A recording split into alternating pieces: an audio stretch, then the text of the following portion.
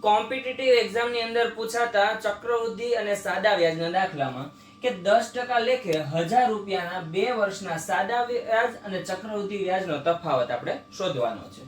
તો ઘણીવાર આપણે કેવી રીતે શોધતા હોઈએ તો કે પહેલા સાદું વ્યાજ શોધી નાખીએ, પછી ચક્રવૃદ્ધિ વ્યાજ શોધીએ અને પછી બંનેનો તફાવત લેતા હોય. પણ અહીંયા જ્યારે આવી રીતનો દાખલો પૂછાય ત્યારે તમારે એક સૂત્ર આવે. કયું સૂત્ર છે? તો કે p કૌંસમાં r ના છેદમાં 100 આખાની કેટલી ઘાત આવશે?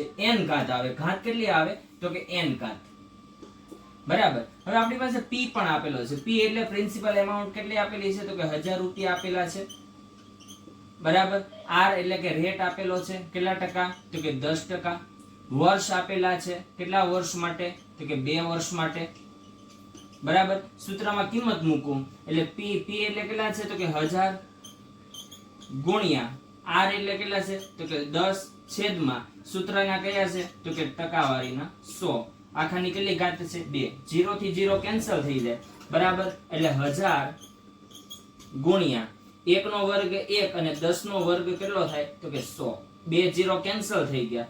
બરાબર. તો સાદા વ્યાજ અને ચક્રવૃદ્ધિ વ્યાજનો તફાવત કેટલો આવે? તો કે 10 રૂપિયા તફાવત આવે.